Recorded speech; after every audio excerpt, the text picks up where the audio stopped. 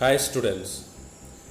In our previous video, we discussed the first two stanzas of the poem The Gift of India written by Sarojini Naidu. There we saw that the Mother India asks the British whether she has withheld any of her riches from the like raiment, grain or gold. Not only that, she has even given away from her bosom her priceless treasures to the eastern and western countries. What are these priceless treasures? They are her own children, the Indian soldiers who fought for British during the First World War. And next, she says, the dead bodies of the Indian soldiers who have sacrificed their lives like pearls lie buried in alien lands. They are scattered like shells on Egyptian sands. They sleep silently along the Persian waves, and like withered flowers are scattered over the meadows of Flanders and France. Now let us go to the third stanza of the poem.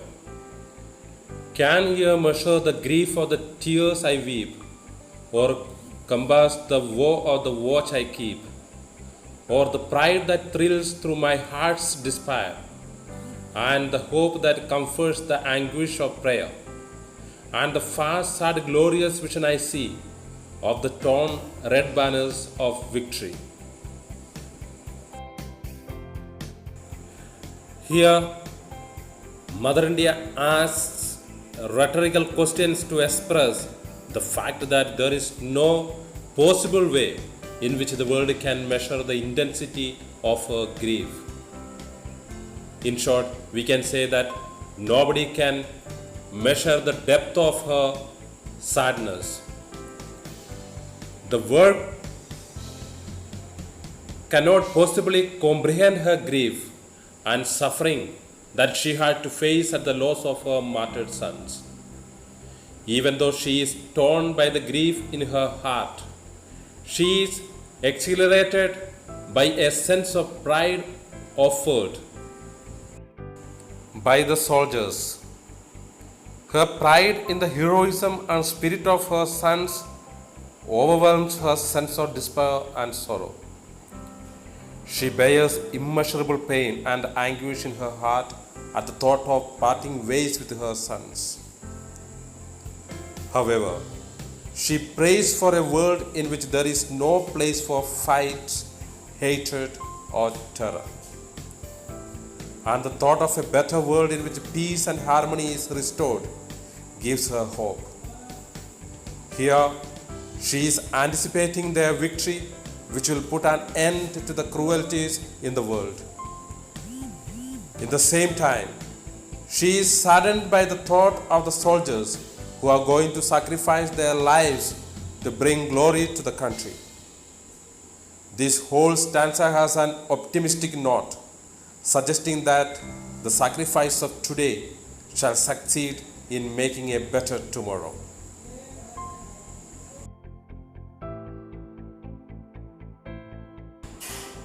We can put it in other words. Here the mother asks other nations whether they can measure the grief that she feels or the tears that she weeps for her fallen sons. She asks them whether they can calculate the sorrow of the watchful eyes that are waiting for her children, or the pride that overpowers the despair of her heart. She asks them whether they can experience the hope that she feels while praying for the safety of my children and the sad glorious vision she sees of the torn flags of victory covered with the blood of her martyred sons. Nobody will ever be fathom the suffering she has been through, and nobody will ever be able to compensate for the sacrifice made by her sons. In this stanza, we see a literary technique used by the poet.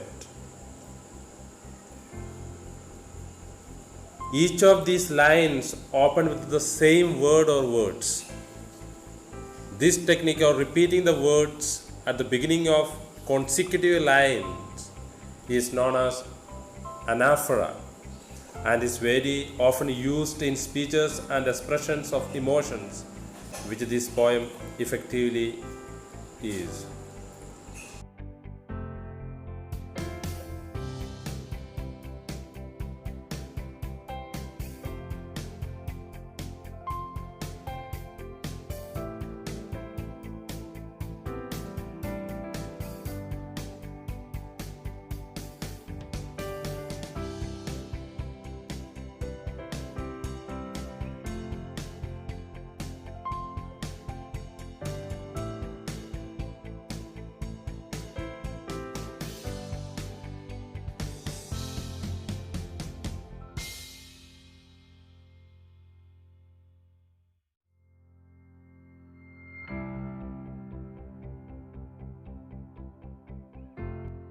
Let us go to the last stanza of the poem. When the terror and the tumult of hate shall cease, and the life be refashioned on anvils of peace, and your love shall offer memorial thanks to the comrades who fought in your dauntless ranks, and you honor the deeds of the deathless ones, remember the blood of thy martyred sons. In the final stanza, Mother India vehemently expresses her sense of pride in the achievements of the Indian soldiers. Even though she has suffered a lot, a hope for a better future in which peace is restored gives her satisfaction. The poem ends on a note of optimism and hope. Mother India hopes that when the world of terror and hate shall cease, a new world will be formed in which peace and harmony would bring joy in people's lives. Mother India expects the world to respect and remember the soldiers who fought bravely in the wars and sacrificed their lives for a peaceful future. She also hopes that the contribution of the Indian soldiers will be recognized by the world. She wants people to pay their homage and gratitude to the soldiers so that they can be immortalized in the history of the world for their valor and heroism.